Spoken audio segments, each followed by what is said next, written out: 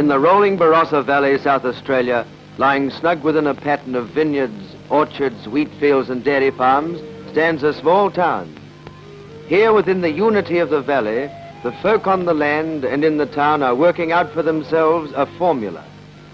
A formula which is partly answer to the drift of the young people to the cities, partly reply to the problems which beset us all today.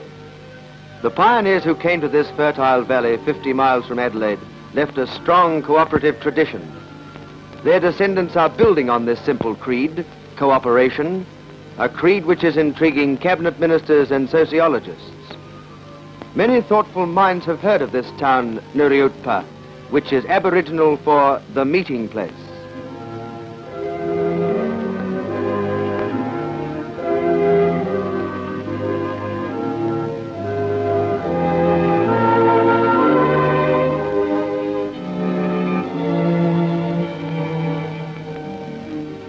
At first glance, Nuriutpa is just another country town.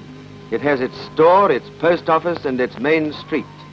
But what distinguishes it from other country centres is its community plan.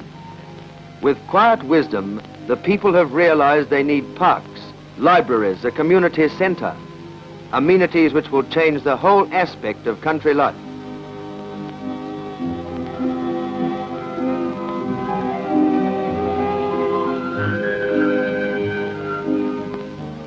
Much of Nuriutpa's communal thought has been shaped behind the local chemist shop. These men are not demagogues or smart talkers. Here, thought leads to planning, and planning to action. Beginning in a dozen small ways, a big step forward came when they started a community hotel. The founders sent the hat round. The father of the town, old Bill Coulthard, loaned £6,000 without interest. Today, a large portion of the profits goes to further community projects, kindergartens, cultural movements. When the biggest store in town came up for sale in '44, they began a cooperative society and set up business as a community store. At first, there were only 500 members, but when people began to understand the advantages of cooperation, 500 became nearly 1,000. The society functions like other cooperative ventures, returning profits to members, but it also contributes money towards the fulfillment of Nuriutpa's grand plan, a community centre, a memorial to the men who fought in both world wars.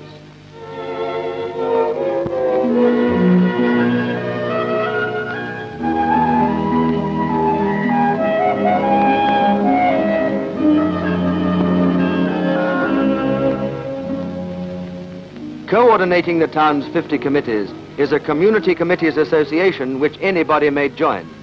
It links together all the town activities from the local school to the local band. Here the ordinary people meet and work out their ideas. There's the chemist, the masseur, a factory owner,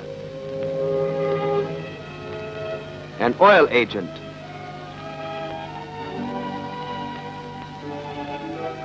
the doctor and a dozen others. They're all individualists with different religious and political ideas, but they put common effort into a common aim, the plan of a community centre.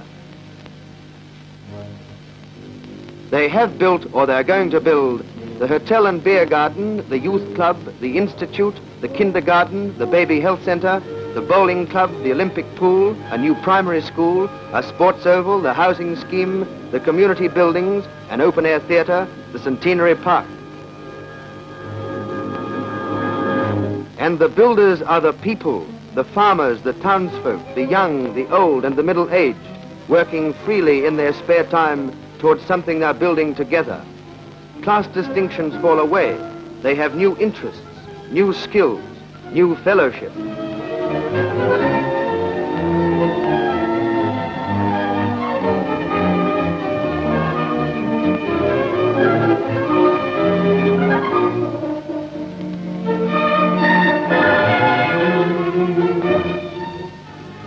When they began a community workshop, they set up their machinery in a borrowed garage. First job was to build equipment for the new kindergarten, but they found they could sell it all over South Australia. So it's a permanent enterprise now, and there's more money for the community centre funds.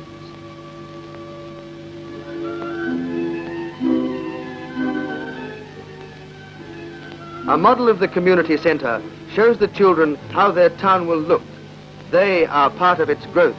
They are the builders of tomorrow. For the children, an idea has become a reality. Already they enjoy services like that provided by the community bus, which gives transport to and from the school. The people believe their plan depends on education, so they began a technical school where the young people could learn arts and crafts at night classes. The local high school teachers gave their services. Now the education department subsidizes the school. But it was community vision and community strength of purpose which brought about this move for technical education, a better life for the valley.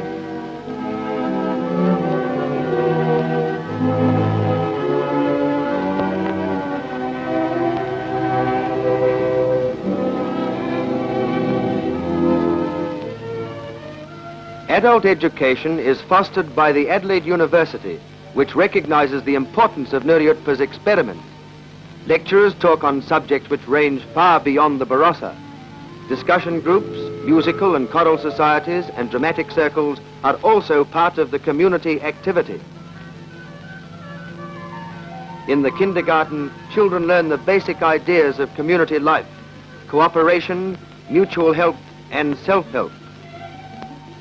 With free transport provided by the community bus, the community kindergarten and baby health centre gives Nuri Utpa mothers a service equal to anything in the cities. For the kiddies it makes a new world, a place where they can play and work, a place where the community spirit is born.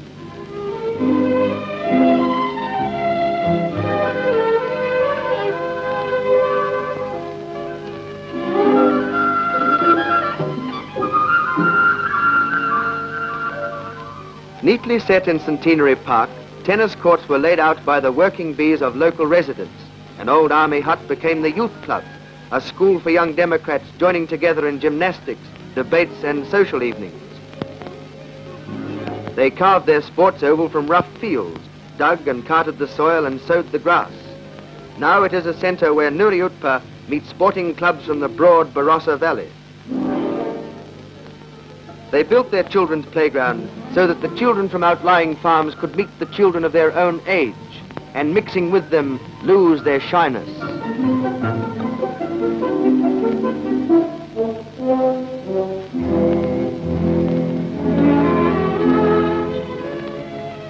Working by day and night, they built their swimming pool in the valley far from the sea.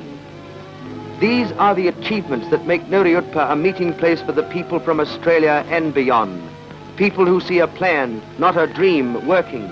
They see a town whose children will inherit the community spirit. A town whose people, through cooperation, through rolling up their sleeves for the common good, have found a way to a happier and fuller life.